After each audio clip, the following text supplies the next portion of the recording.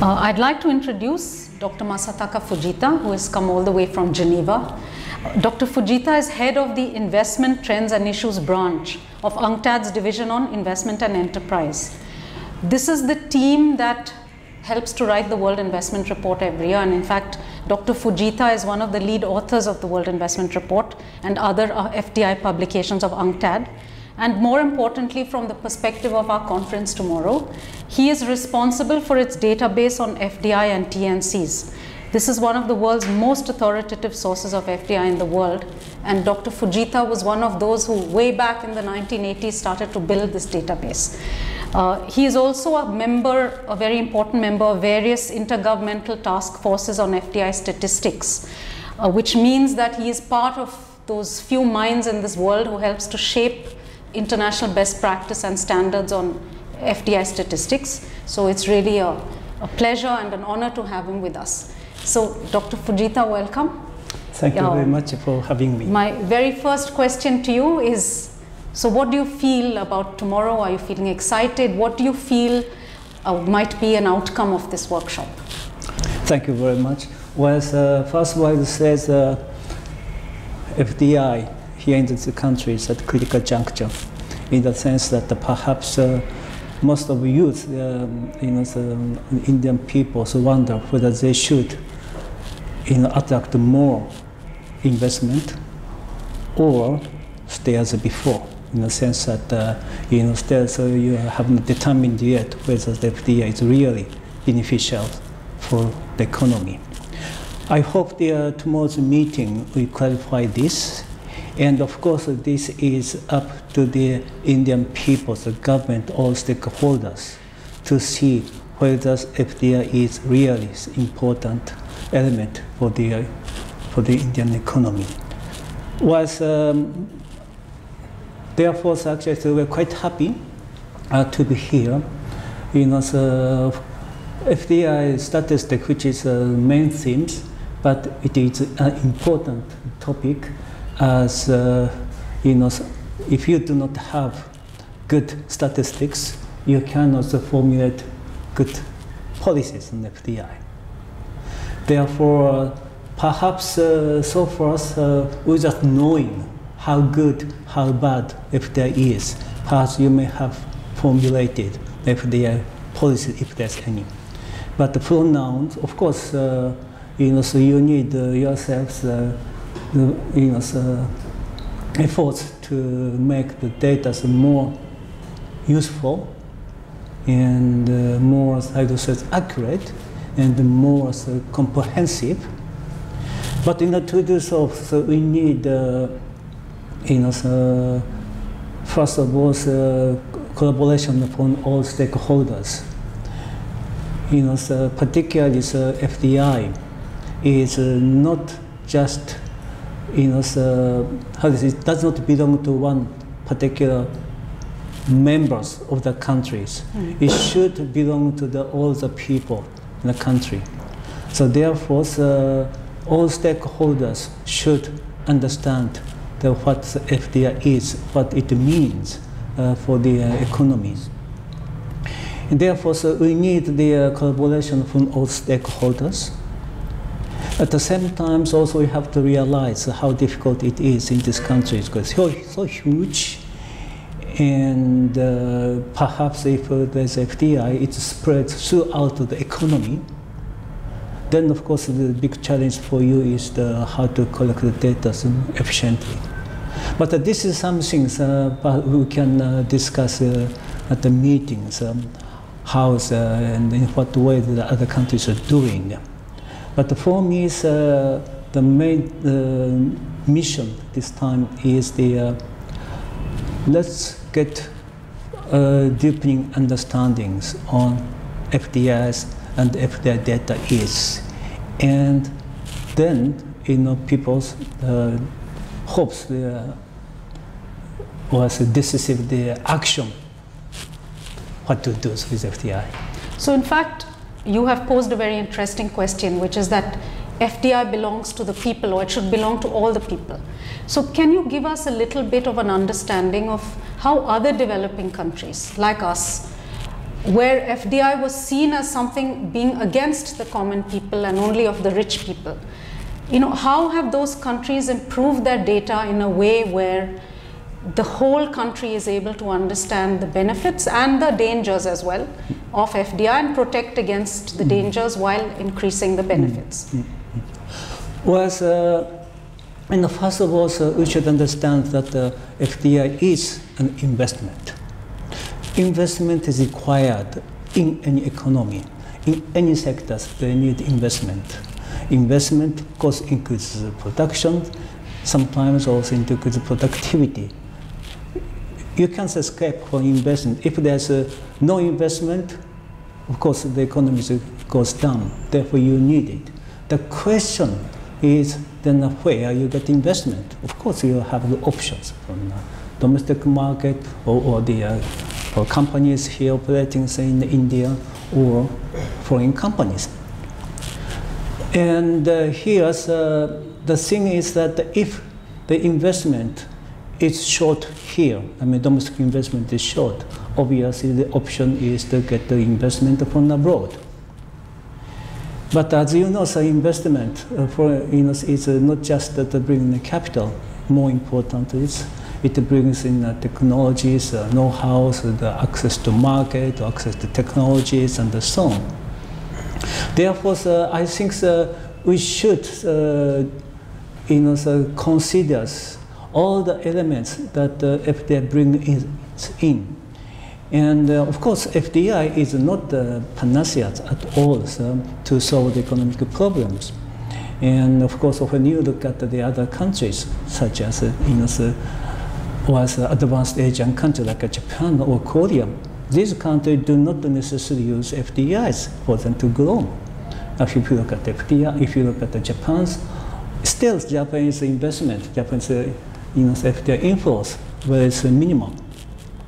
Initially, it's also quite small, but it doesn't mean that Japan did not use or ignores any foreign or the advantage that the foreign companies had. At the time, simple strategy is different. How they get, for example, technologies from abroad. At the time, Japan did not need much money. Rather, they need, for example, technology. Then, actually, this is something you can think. Actually, if you need only technology, you may not need to rely on FDI. You may have other means, like you can buy, licensing, and so on. There are other ways. But when it's coming to this country, perhaps not just technology, you need also the capital. So that's why I see FDI is still important. Important element essential to your economy. Obviously, FDI is not always good.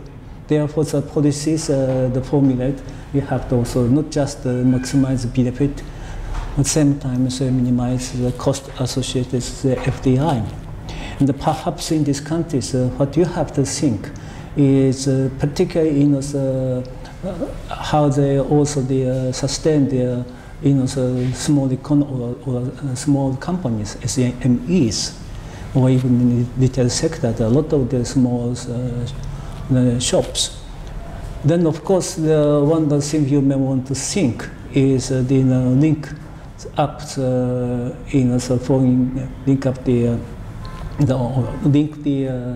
the local enterprises, a small enterprise with their foreign enterprises, which we call linkages. Deepening linkages is one of the ways for you to think, so that you can also continue to receive the benefit from investment for the economy. What are some of the kinds of data that other countries are collecting now to be able to tell these kind of non-capital, technology and other benefits that FDI is bringing? How are other countries able to measure this? Well, so there are a couple of ways to do this. One is that nowadays FDI's data is just only part of the data which explain the activities of multinational corporations. What is missing is that FDI does not tell you how the money is used. Therefore, what we are advocating of the government to collect data related to activities of foreign companies, which includes, for example, the R&D activities or the how many people are your employees and how much is exports and so on. So this is one thing. This is the set of the variables relating to activities of foreign companies. That's what we call foreign affiliates statistics. That's what you need. But this is one of the things. The other things is, of course, when you're interested, particularly in technology transfer, for example. Then the normal is, the technology. Once you receive technology transfer, normally you have to pay back through the royalty payment, for example, or licensing fees and so on. Then there is items in the advance of payment which shows how much you pay in that areas, licensing fees, the royalty and so on. And of course, it doesn't necessarily mean that Indian companies pay abroad in licensing fees or comes from their foreign affiliate company. It also includes domestic Indian company. Of course, in this case, we need to differentiate between local companies and the foreign affiliate companies. So there's a couple of ways to measure non-equities related activities.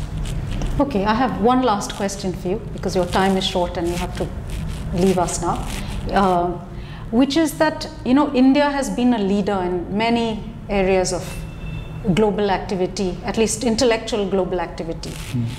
We have been very fundamental parts of discussions on standard setting in various areas. So my question to you is, what do you see as India's possible role in the world of global FDI data? If you were to recommend to us a role we could play in terms of being a leader among other developing countries in improving certain things to do with the data, what would be those thoughts? What would be the inspiration you would give us? Well, as India is one of the G20 members, but G20 have not discussed yet, therefore, the FDA statistic itself. When it comes to FDA statistics, the bodies which is responsible for, whether it's IMF or OECD, certainly UNCTAD is a part of it to discuss the, for example, methodologies define the FDI. Nevertheless, actually, even though the big countries are not the members of all these international bodies, still they can make voices. Actually, India is such a big country, if they say, even at international forums, at IMF meetings or OECD meetings, UNCTAD meetings, and so on.